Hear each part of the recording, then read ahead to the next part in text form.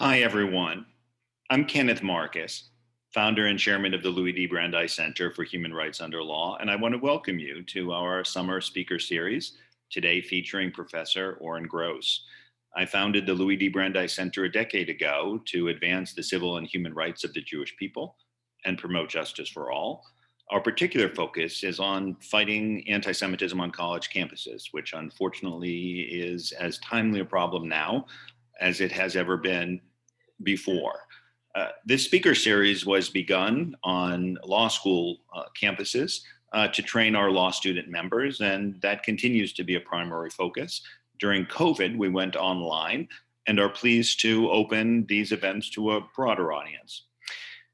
Professor Oren Gross will be speaking on the topic of Jewish studies and the rise of anti-Semitism. A problem that we have discussed during recent weeks with other speakers, but one which has been particularly concerning lately, including at the University of Minnesota. Just within the last few weeks, Professor Gross was in the news for his resignation from the Center for Jewish Studies at the University of Minnesota, where he said, "Most of you stayed silent when Israel was attacked again. And most of you stayed silent even when anti-Semitism and physical violence against Jews in the United States has increased, this time not by individuals wearing red MAGA hats, but rather the colors of the Palestinian flag." This was particularly notable coming from Professor Oren Gross, who is a leading scholar of international law. He is the Irving Younger Professor of Law at the University of Minnesota Law School and internationally recognized in the areas of international law and also national security law. He is also an expert on issues relating to the Middle East and the Arab-Israel conflict. He's the author of many articles in leading journals, including the Yale Law Journal, and the author of learned treatises, including one on law in times of crisis. He's also been a popular speaker for Louis D. Brandeis Center law students and a longtime friend of the Louis D. Brandeis Center. I'm delighted to be able to welcome back Professor Oren Gross. Thank you very much, Ken, and thank you everybody for joining. Greetings from Tel Aviv. I'm actually speaking to you now, sitting about 100 yards as the crow flies from the beach. The sun is now setting. I'm somewhat tempted to turn around my computer so that instead of seeing me, you can see the beautiful scenery here. But you'll have to do with me instead. I am especially pleased and honored to join this speaker series. I've been a member of the Academic Advisory Board of the Brandeis Center, and I hold in very high regard all the work that the center is doing and really leading the way forward in combating anti-Semitism in many areas, including obviously in the area that is of most concern to me, that is the campus. So as Ken mentioned, I'm going to talk briefly for about 20 minutes or so about Jewish studies and the rise of anti-Semitism. As Ken mentioned, I'm a professor of international and national security law, and I'll tell you in a minute how I get involved with Jewish studies. I want to preface this conversation with some information that many of you may well be familiar with, and I'll just run through it. Talk a bit about one particular case study at the University of Minnesota, and kind of try and extrapolate a little bit from that case study to some broader insights, and then hopefully we can have a robust Q&A. So as I'm sure many of you know, if not all of you, religious-based hate crimes in the United States, as well as, by the way, across the globe, are overwhelmingly anti-Jewish. In fact, anti-Jewish hate crimes in the United States constitute more than hate crimes against all other religious groups combined. So, for example, over the past 10 years, the rate of all hate crimes motivated by religious bias that were directed at Jews in the United States hovered at around 60%. And the situation is worse yet in Europe. To give you just but one example, in Germany between 2007 and 2017, that's kind of the latest figures that we have published, the German authorities recorded close to 16,000, in fact 15,996 anti-Semitic hate crimes, and at the same time, so 16,000 anti-Semitic hate crimes, 6,741 hate crimes were committed against all other religions combined. So, and as we well know, anti-Semitic attacks on Jews in the United States rose by about 80%, and in the United Kingdom by over 400% in recent weeks, very much connected to the recent conflict between Israel and Hamas. What we have been seeing is what one writer called a social media pogrom that accompanied and facilitated at the same time actual mini pogroms, if you will, on the streets of Los Angeles, New York, Toronto, and other cities, targeting both Jews and synagogues. In London, we've seen calls to rape the daughters of Jews. Hitler was right became a popular hashtag, and numerous incidents have been recorded around the globe of calls to gas the Jews. Where were scholars of Jewish studies centers in the United States in all of that? So allow me briefly to take a brief detour. So as mentioned earlier, I'm a professor of law, professor of international and national security law. However, I've been affiliated with one center, the Center for Jewish Studies at the University of Minnesota, for many years. I consider Jewish studies to be of vital importance. My own scholarship and research, other than international and national security law, have looked at issues of Jewish law and Jews in Germany, and particularly in the Weimar era and then under the Third Reich. I've taught courses on the legal aspects of the Arab-Israeli conflict. Actually, my course was the first ever to be taught on this topic at the University of Minnesota, certainly in the law school, and I've been as well planning courses that do with issues of Jewish studies, such as a course on Jewish law. So Jewish studies is something that I feel very passionate about. And as a member for many years in our own Center for Jewish Studies, I've observed a growing trend of centers of Jewish studies across the United States becoming echo chambers of silence, where unapologetic Zionists, such as myself, feel increasingly isolated. So let me give you a quick case study. On May 24th of this year, two of us, myself and a colleague from another department, not from the law school, who is also a member of the Center for Jewish Studies, wrote a letter to the provost of the University of Minnesota, in which we expressed our concern about a public statement made by several units in the College for Liberal Arts that used exceptionally incendiary rhetoric. Some of it we've already seen in other places, such as the brutal settler colonial violence and ethnic cleansing of Palestinians, Israel is an apartheid state, the state orchestrated ethnic cleansing and in fact massacre of Palestinians by Jews, Israeli state-sanctioned pogroms, and the like. And so we wrote to the provost at the University of Minnesota, and we argued that such statements counter the university's general policy regarding inclusion and non-discrimination. We actually were a bit more legalistic than that.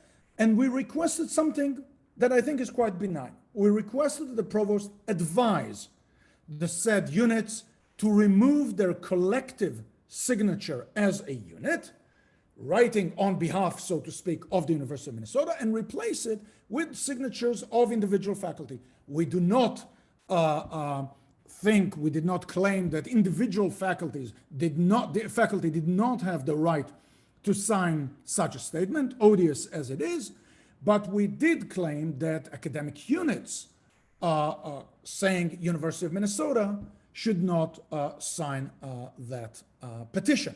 By the way, originally there were two units, And after our letter to the provost, we were so successful that now there are 3 units signed on that petition. We managed to get 17 faculty at the University of Minnesota to sign that, what I really think is a benign letter to the provost. And 4 of the signatories, in addition to my co-author and myself, were of the 23 overall members of the Center of Jewish Studies. The same day, May 24th, one of the co-authors also received an email from the director of the Center of Jewish Studies, in which basically the director says that it is important, and I actually quote from the email, it is important to pick your battles, right? That our letter to the provost is not the right battle.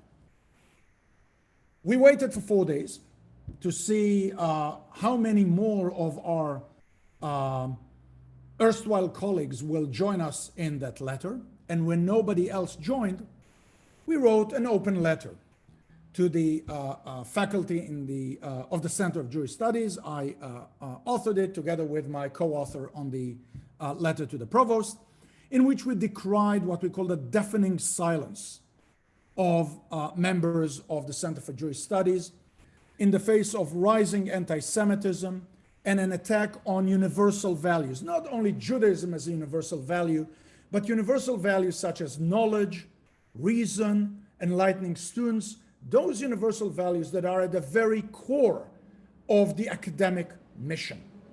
And we claim that the silence of individuals, we are not saying again that the center qua center should write or express its opinions, because we objected to units doing so, but we found ourselves being puzzled at the silence of our colleagues.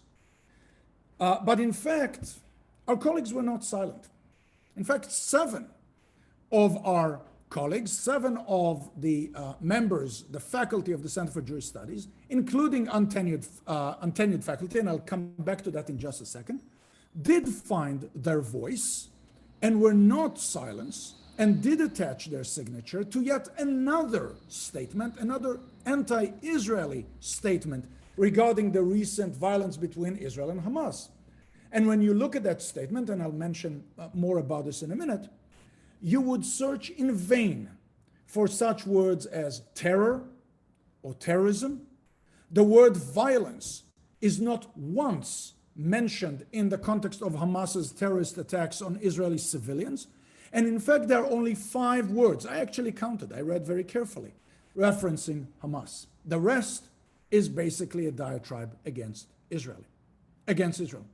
However, in our open letter to members of the Center for Jewish Studies, we also expressed our strong support for our colleagues' right to publish and to sign such a statement. What we utterly rejected then, and what I utterly reject now, was that while finding the courage of their convictions to express their views in the context of such a statement, they have failed so abysmally to do the same when clear incidents of anti-Semitism and the very mission of higher education were involved.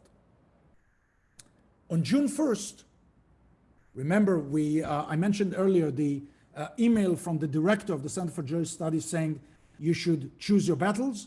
Apparently, the director found a battle that he should engage in.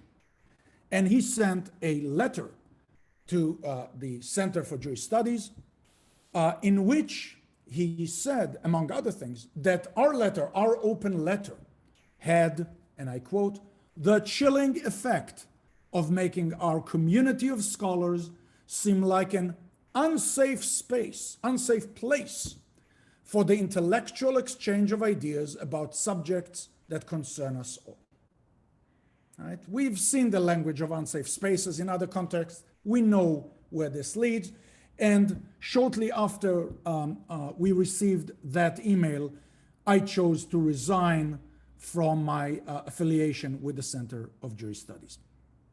Now, I mentioned earlier that centers of Jewish studies, or that I've observed that centers for Jewish studies have become echo chambers of silence. In fact, that is not quite the case. Yes, there is the silence of the lambs by professors of Jewish studies, with excuses at times given to why they would not sign, petitions against BDS, why they would not sign letters to the provost or the like, that, what can I say, amount to the level of the dog ate my homework. Excuses that if students gave, you would immediately reject them out of hand. But any excuse seems to be, and I have a very long list of excuses that I've received in private emails as to why not sign and why not express publicly opinions against, including against anti-Semitism, right? But it's not just about silence. Because as I mentioned earlier, on May 22nd, a statement on Israel-Palestine was in fact signed by hundreds of so-called scholars of Jewish studies and Israel studies, including 7 members of the Center for Jewish Studies from the University of Minnesota. And you would recall the notion that my letter to the members of the center created an unsafe space. Well, among those 7 scholars who wrote and signed the statement on Israel-Palestine were also untenured members. So obviously, when it is anti-Israel, right, questions of tenurability are not that concerning. In other words, the chilling effect and the unsafe space that were identified, in fact, work in one direction and in one direction only. That is, we've been talking about the radical left, we've been talking about progressives, but if you focus on Jewish professors, members of the Centers of Jewish Studies, they have been vocal, as the quote that Ken mentioned earlier stated. They've been vocal when anti-Semitism has been coming from alt-right groups, from neo-Nazi groups, from people wearing red MAGA hats.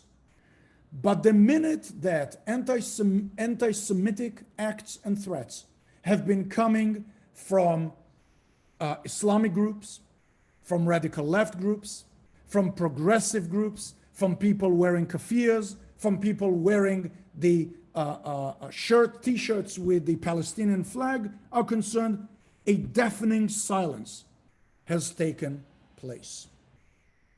The same people who have been quick to denounce, correctly, by the way, racism against blacks, Asian hatred, misogyny, transphobia, homophobia, remained inexplainably muzzled when hate, both in speech and in deed, was directed against Jews. The same people who have decried and correctly, by the way, the identification of all Muslims with terrorism have been quite comfortable to consider all Jews as Zionists and as fair game for their virulent and vicious attacks.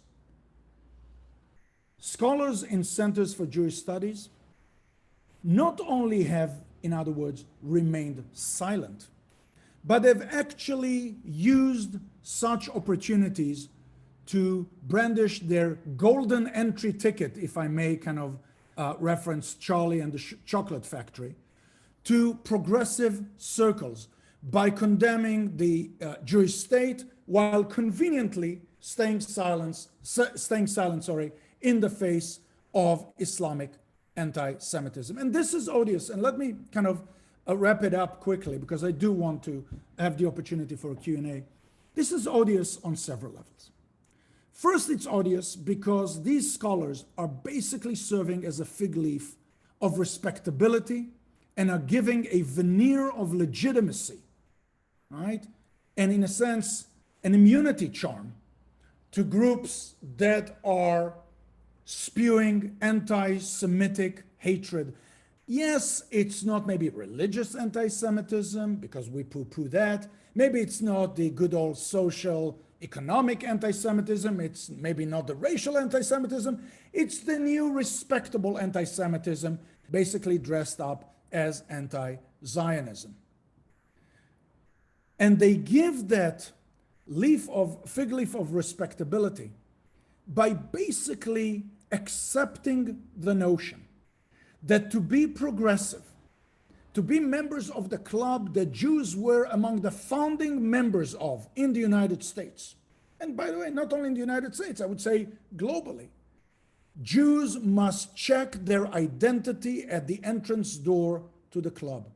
In a space that is now governed by identity politics, the Jew, and only the Jew, must strip herself of her own identity and in a real sense become Jewless or non-Jew. How so? Because to be progressive, you must do two things. You must produce your anti-Zionist credentials.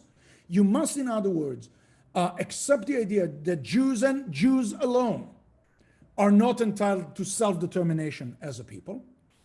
But much more pernicious than that, and much more odious, and this is where I really think that it's the scholars of Centers of Jewish Studies are really not only failing, as somebody called them, but are acting in a dangerous way, to the extent that we see calls that argue that Zion is not descriptively and should not normatively be part of Jewish identity. The call is basically seeking to aggregate to others, to non-Jews, the power to decide for Jews their own identity. In other words, whereas blacks can call out racism, whereas women can call out misogyny, where LGBTQ plus can call out transphobia and homophobia, Jews and Jews alone cannot call out anti-Semitism.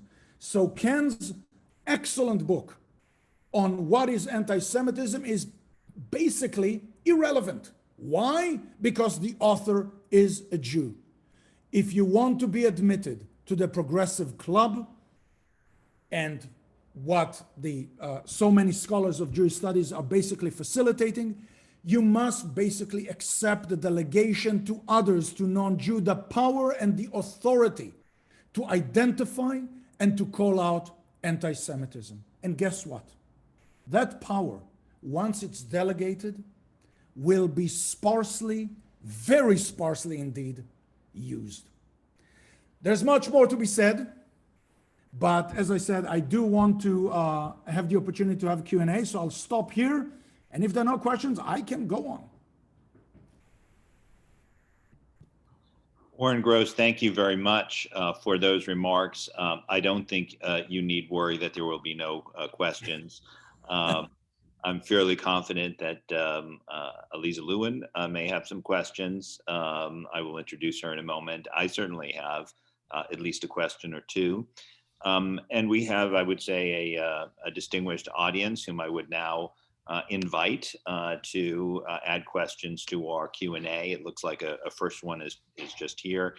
We have in our audience a number of students, some of whom I recognize from their names. So we also have faculty in different fields, including law, but not just law, and people with various Jewish organizations and at least one senior government official. So it's a nice group.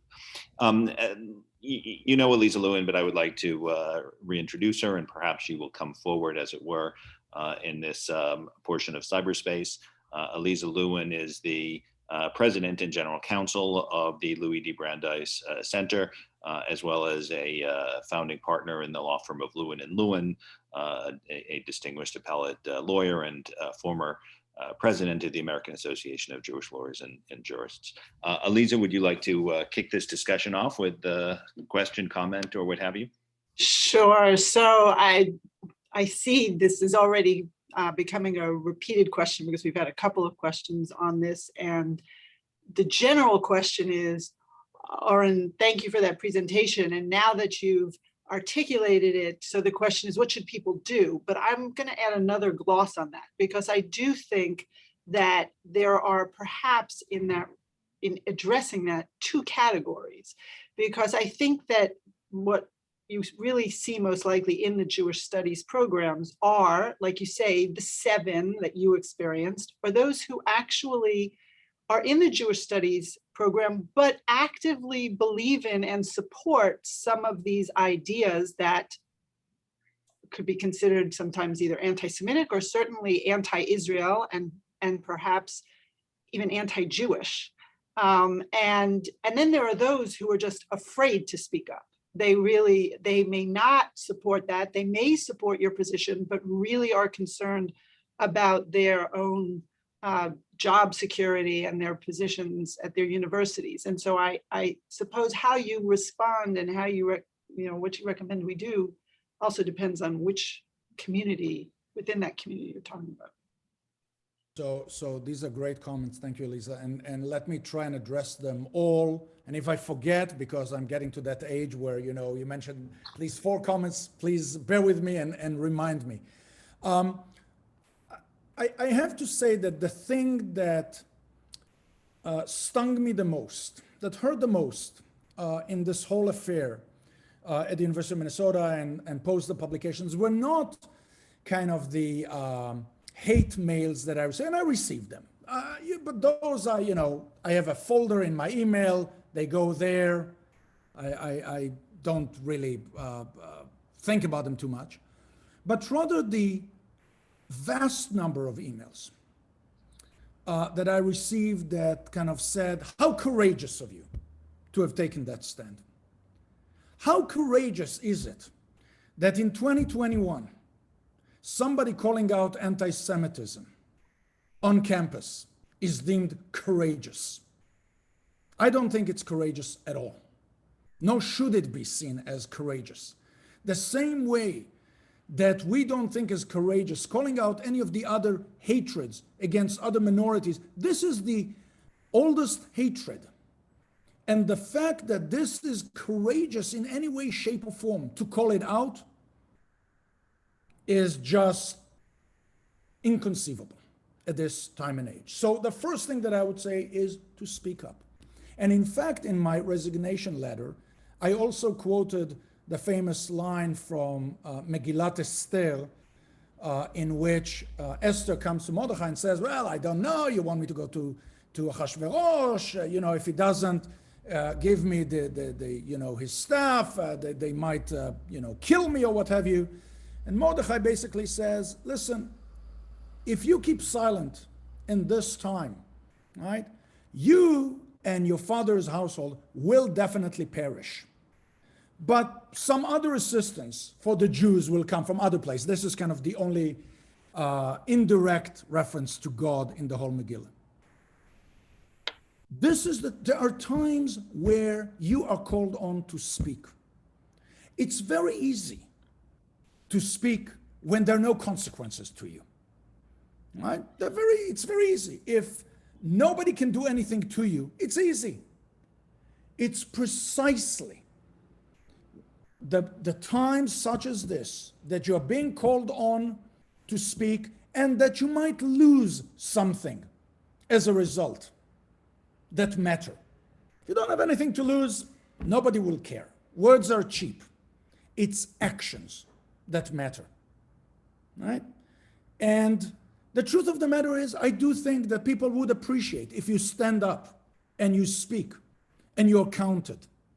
And I know this again from the emails, scores of emails that I have received from people both in the university and outside. What can be done? Well, the first thing that I think, and I think that is the most important, Ken mentioned that there are students on the call. I think that the most important part, the most important task for us academics at this point in time is not to leave our Jewish students and affiliated students alone in this campaign.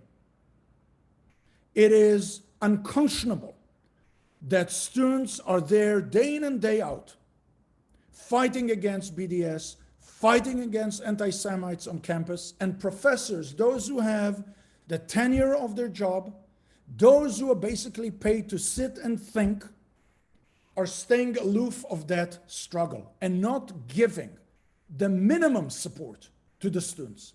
It's literally unconscionable that this is done. So I think that professors need to support their students, and support is both, being shoulder to shoulder with them. Support is by education for those who are interested in education, because part of the malaise that we see in campuses, and not only in campuses, is the lack of knowledge, right? The lack of knowledge. And what should we as academics do if not educate people, right? So these are kind of the obvious two. And the third thing that I would say, and this is now kind of in the works, is I am, at least in Minnesota, trying to explore possibilities of, at least within the university, finding an alternative program of Jewish and Israeli studies that will be robust, that will speak up, that will not be kind of cowered into silence. And to some extent, if you think about it, much of the history of Jewish studies was, well, we've kind of been excluded from the MENA studies, right? From the Middle East and North Africa studies. So, okay, well, Jewish studies, that's our home.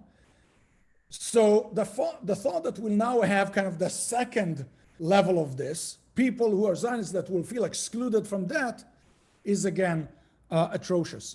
And I think, Elisa, you're right. I mean, as that statement that was signed by, I think by last count, over 200 scholars of centers of Jewish studies from around the United States, to me, it's, the rudest wake-up call that one could get on this issue. Thank you. I think what I might do, since there are a number of questions that have come up, is hold off on my own question and then ask at least one or two questions that have come in. And Aliza can let me know if she has more that she would like to interject as well. Professor Stephen Resnikoff asks, what specific steps should people take to ameliorate the problem? Well, again, as I said, the first thing I think is to call it out, is not to stay silent, is to speak up, whether it is to write op-eds, articles, tweets. I don't know if I knew how to dance while holding a sign over my head, anti-Zionism is anti-Semitism, I would have done a TikTok video. I don't know how to do this, right? Whatever it is that you can, support the students. Try and reach out to those colleagues who might be less courageous, right? And they're there. There are colleagues who are afraid to speak up. Again, to me, it's amazing that any academic would be afraid to speak up, but okay. It's, I'm not trying to live in an ideal world. I'm living in the world as it is. There are people who are afraid. And so they might need somebody to lead the charge.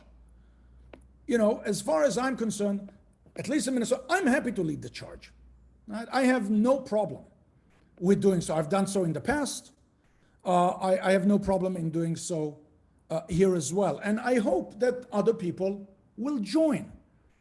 I have to tell you that at least as far as the Center for Jewish Studies is concerned at the University of Minnesota, I will give you 3 guesses.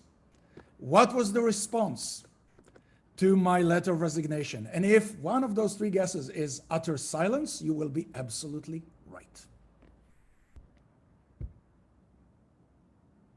Interesting. Although you certainly did put a spotlight on the issue by your resignation, which has been covered by media. There's another similar question from Professor Jared Tanney. I'm going to read the question, but to the extent that you might have already anticipated and responded in part to it, I'm going to also add a little bit to it. Mm-hmm. He says, thank you, Oren. My question, of course, is what can we do short of resigning from Jewish studies programs and organizations? What I would add to that, because you've already spoken a little bit to what can be done, is to focus a little bit on the question of resignation. People are contemplating resigning from all sorts of things right now in protest, and we've spoken to some who've asked us, should we resign? The contexts are always very different. Sometimes and they're resigning in response to different sorts of actions. Sometimes they're resigning from entities for which they may lose standing if they want to bring a challenge. And so there may be legal consequences of certain kinds of resignation. And there may be different kinds of consequences to themselves individually, depending on what they're resigning from. Are they resigning from their source of income, for instance? I wonder if, in responding to this question from Professor Tanny, you could also reflect a little bit on some of the pros and cons of protest resignation as one of the ways in which one might register one's views. Sure. So first of all, thank you, Jared, for the question. I will also reference those on the call to Jared's excellent blog post. I think he called it Jewish Studies You Failed or something like that, but if you do the search, you will find it. So there are those of us who have been calling this for some time now. I think that the question of resignation is a great question. There's always the question of, do you try and kind of correct and fight things from the inside, or whether you kind of say, I'm out of here and I'm trying to change things from the outside. I would say that normally I'm a big believer of actually trying, and it would seem strange as I mentioned my resignation, I'm a believer in trying to fight it and duke it out from the inside. But there are points in time where enough is enough. And my big fear, and the main reason that I resigned, was number one, the language of unsafe space, which to me was just, out there. But beyond that, the notion that Jewish studies and the Center of Jewish Studies in Minnesota and in many other universities have become, as I said, a veneer of legitimacy. Because people are saying, well, look, if the Jews in the Center for Jewish Studies are not calling out anti-Semitism, it can't be that bad. And my sense was that the center itself as a center won't do anything. And to remain here within the structure would kind of not rattle, would not shake things sufficiently. And I didn't know when I resigned, how much attention it will get. And it did get a lot, by the way, also in Israel. Since I arrived there, I've been interviewed on radio and in other venues. So it does had some reverberations throughout. So I think you're absolutely right. I think that every institution and every individual should consider this in the context. And if people are thinking about this, I'm also happy to talk and to consult from my own perspective. Look, there is a danger, and I'm aware of that. There is a danger that universities in the United States, certainly universities that are less, how shall I put it, less responsive, less sensitive to the Jewish issue, might use such resignations as, oh, well, if the Center for Jewish Studies is not doing what it's supposed to do, let's cut funds. Right? All universities are trying to get funds, so let's cut funds. That is a risk, and I certainly do not wish funds to be taken away from centers for Jewish studies. That's not the idea. What I do want is to try, again, as I said, to make those centers proactive. Proactive to make the centers and to make those who are in those centers. To me, it's amazing that people whose bailiwick of academic research and teaching is the Holocaust, is genocide, is Jewish history, right? They will write about anti-Semitism 300 and 400 years ago in a place far, far away, but will basically shy away from calling it when it's happening in their own backyard. That, again, as I said, to me was unacceptable. So I took that step. It's not a one size fits all. Thank you, Oren. Um, uh, Victor Muslin says, question for the organizers, how can we obtain the recording of this excellent talk? Um, well, we put these talks up on YouTube. So the Louis D. Brandeis Center YouTube section will have this. We also link to it from the Brandeis Center website. You might want to visit brandeiscenter.com to see that. We typically also push out information about how you can find these through the Brandeis brief, which you can sign up for at brandeiscenter.com. So I would say both either through YouTube or through the Brandeis Center website, brandeiscenter.com. Thank you for the question. And Ken, if I may just add, because you are too humble to do that, so I can do the pitch. If people who are on the call have not signed up to the brief, to the Brandeis Center brief, that should be your first port of call. It's an excellent brief. It doesn't take too much of your time, and it gives you a good sense of what's going on out there. So, go ahead and do that. That's your homework for today. Thank you, Oren, for doing that. And the timing is good because we're just putting together the July Brandeis brief and getting ready for that for next week. So I appreciate that. We have a couple of audience members who are asking a similar question. They would like to know what alumni can do.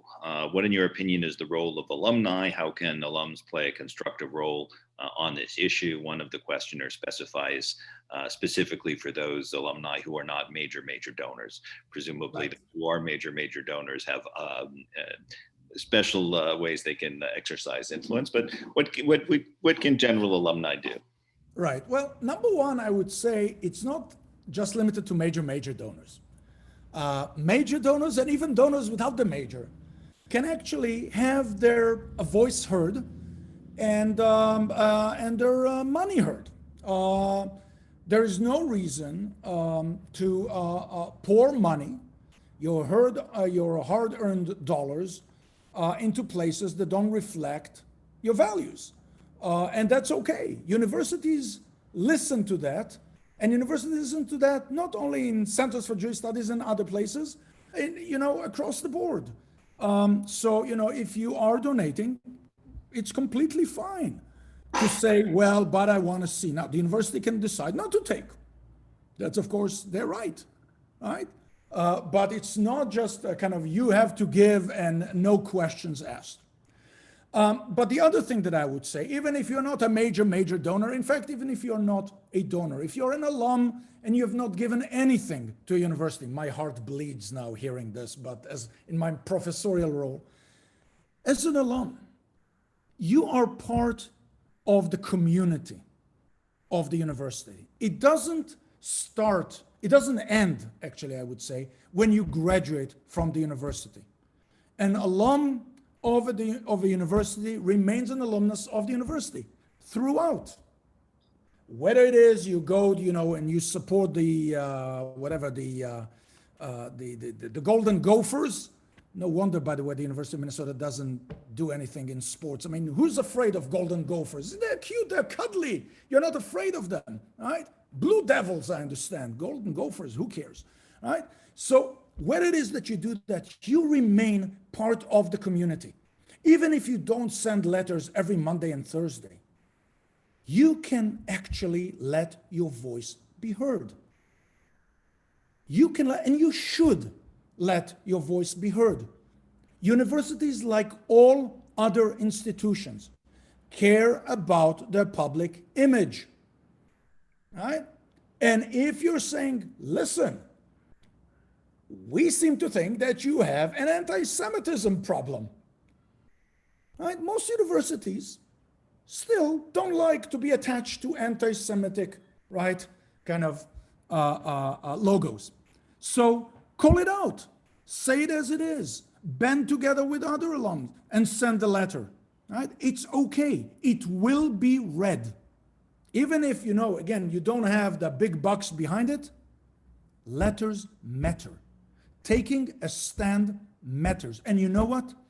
Even if the university doesn't, at the end of the day, do anything, you at least would know that you have done the morally right thing, and that counts. Thank you, Oren. A few audience members have pointed out that we should mention Alums for Campus Fairness. That is an organization that also helps to coordinate alums in this area. I think I might have mentioned it myself, except for I think one of the people asking the question is actually one of the leaders of Alums for Campus Fairness, which I think only reinforces the important role that they are playing. I will also note that in the chat section, my colleague Linda Pryor promised to post this tomorrow, this video, and also invites audience members who would like to see the video to contact her at info@brandeiscenter.com if they just can't wait for it to be up on YouTube. And I can see people maybe very eager to get it before it goes up there. So info@brandeiscenter.com is another way of getting this information. Another of our audience members says many students are knowledgeable about the conflict and have no answer to one-liners such as apartheid, genocide. They shouldn't have to address these things, and yet when they I'm paraphrasing a little bit because the question came out a little garbled. When they use these canards, what can I say? It's a fantastic question, and it's a question that really straddles both kind of the academic in me and somebody who's attuned to, you know, PR.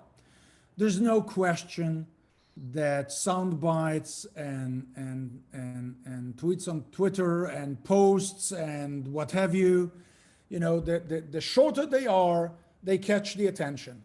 And especially they catch the attention of those who are not as well educated as probably the crowd that we have here.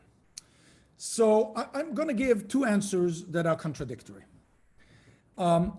Wearing my academic hat, I would say that to some extent, I do not want to go down to the morass, to the kind of the mudslinging of the one-liners.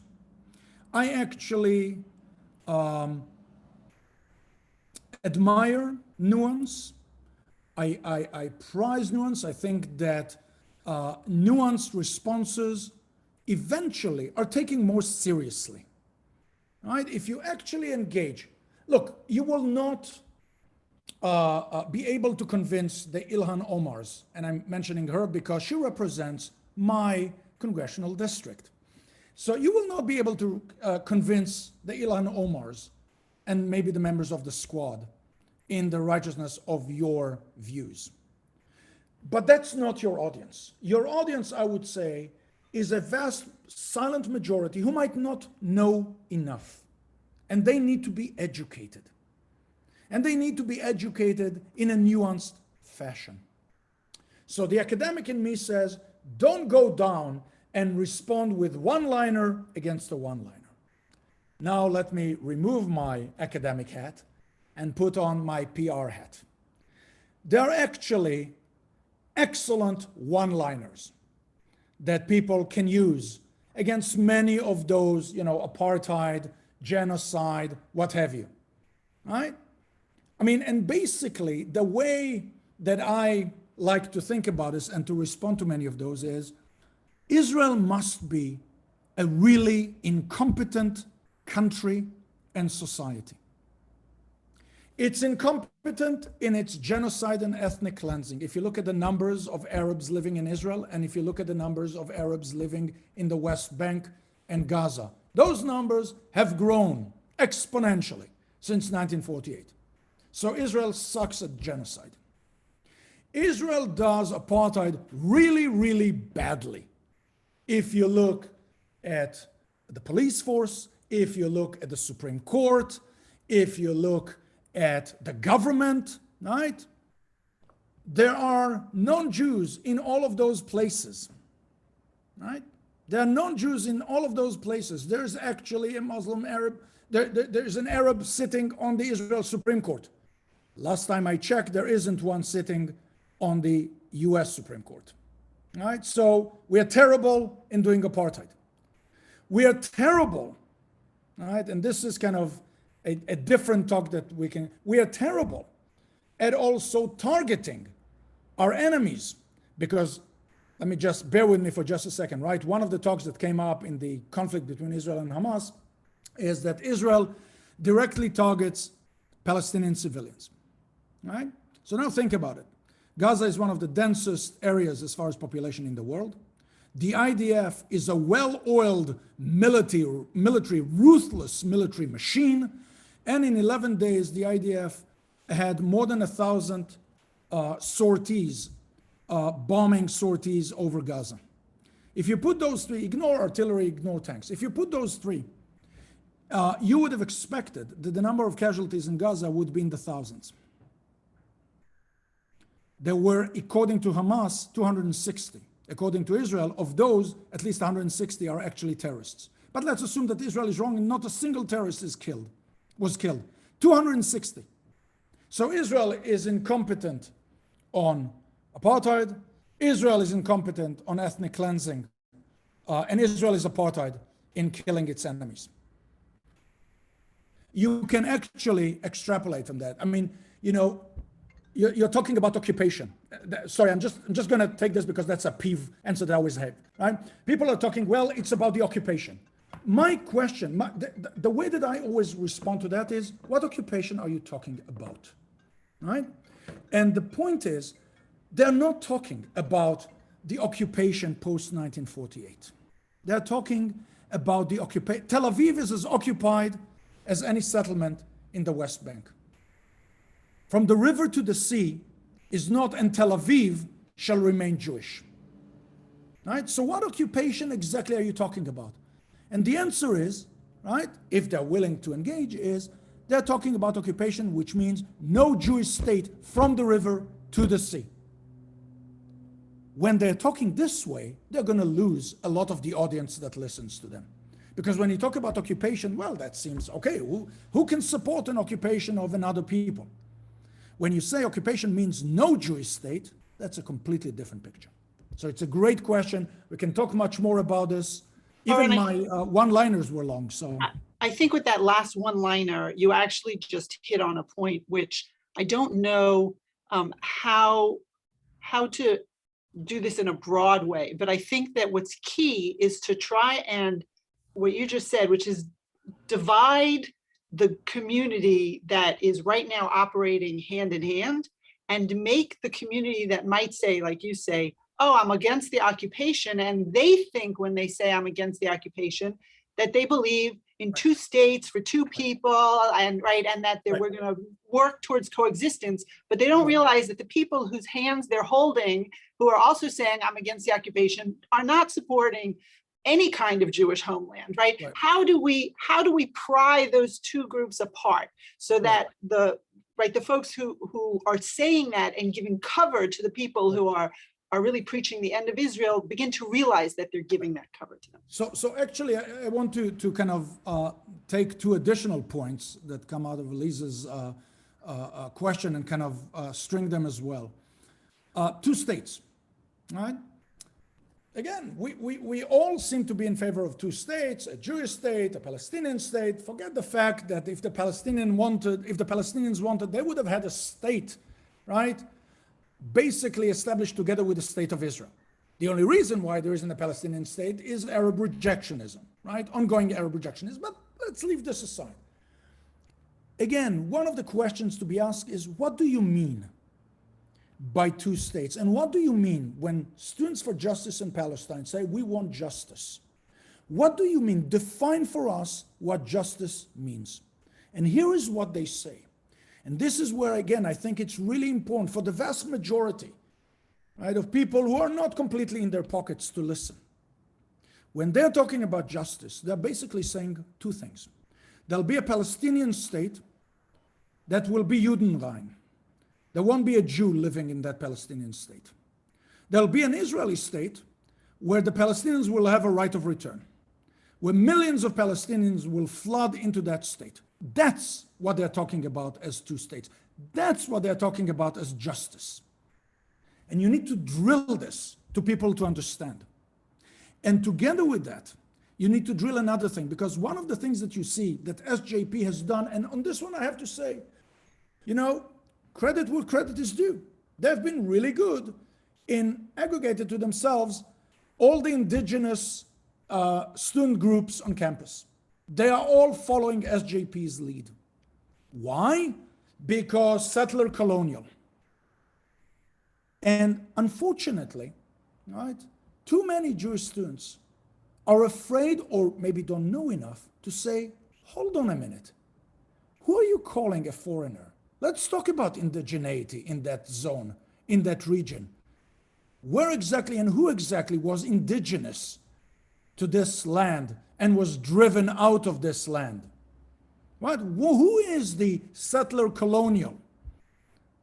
And most people, again, who are not steeped in the region's history, don't know enough to know that the Arabs basically conquered the Middle East and North Africa in the 7th century.